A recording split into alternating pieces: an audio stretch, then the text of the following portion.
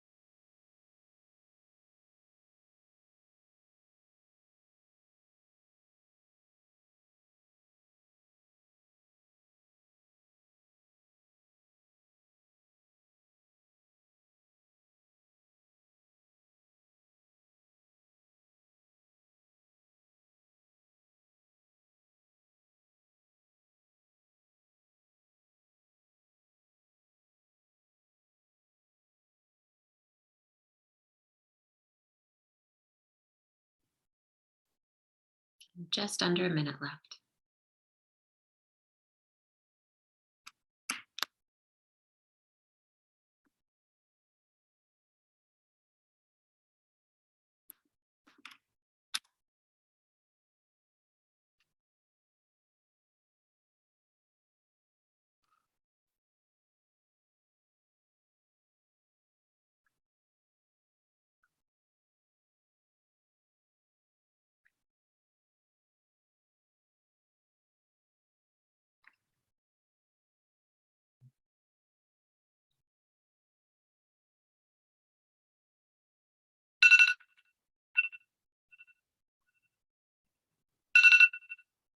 Okay, please go ahead and wrap up your writing. I truly hope you discovered something useful for your solo show and had a cathartic, explorative experience. So I hope that was good for you. And be sure to transcribe if you wrote a journal or if you did some sort of audio recording, be sure to transcribe. If you look in the chat, you'll see I put a bunch of Soaring Solo announcements. We've got a lot going on, as we always do. So to start with, my free class, The Art of Creating the One-Person Play, is happening Saturday, March 12th at 10 a.m. Pacific, noon Central, 1 p.m. Eastern. And this particular month, or that month in March, it's going to be in association with the Los Angeles Women's Theater Festival. As I said in the beginning, I sit on the advisory board with them. And so we're doing it in celebration of the LA Women's Theater Festival, which is happening at the end of March. But all gender expressions are more than welcome to attend, but they will be in partnership with me for that particular class. So I'm very excited about that. You can sign up at soaringSoloStudios.com under free stuff. If you ever did want to work in a more professional capacity with me and book a coaching session, or with Soaring Solo instructor Heather Dowling, who's an award-winning solo artist, just email me again at soaringsoloartist@gmail.com. We can talk about one-on-ones, power pair sessions, small group, intensives. We have a lot of different offerings. So if you just want to reach out and you're curious and kind of tell me where you're at in your process, we can determine what sort of offering might be a good fit for you. And there's no pressure with that ever. Just letting you know that further assistance exists should you choose to pursue it. Another stake in the ground that you might want to consider is my Revealed virtual reading series. So we've been doing that since September of 2021, and we'll continue on through April. And we might even continue beyond that because it's been very well received. And you guys as a community just have so many awesome scripts in the development process. So Revealed essentially is just a space on Zoom where we read works in progress of solo shows. And our community gives feedback, or your community, like feel free to invite your friends and family to this as well. But point is, you're presenting something that's not quite done, but you want some feedback on where it's at. And we create a really safe, supportive space to do that. So you can see what's working and what's not working with your solo show, and also have a goal that you're actively working toward, because that's everything. Our shows can really stay just kind of ambiguous and not really ever reach fruition if we don't put goals and stakes in the ground. So I would suggest that you watch a couple of Revealed series to see if it is for you. For instance, this Monday is Mafia Anonymous, which is written by Pina Spraca. And I'm producing her solo show in Solo Fest. And we're doing Mafia Anonymous, The Women Speak reading as part of Revealed to get some feedback before she does premiere in Solo Fest. So yeah, it's really just a look at this group of women who are all tied to the mafia in one way, shape, or form, and they're having this personal secret share with one another. It's definitely got some dark humor. It's very intriguing, and just a really interesting and unique solo show, which features a lot of different characters that Pina created. So that's happening Monday, February 21st at 6:30 p.m. Pacific, and it's donation based. So whether it's $1, $100, $5, $10, whatever you can give, it's donation based, and all those proceeds go to the artist to help them with production costs.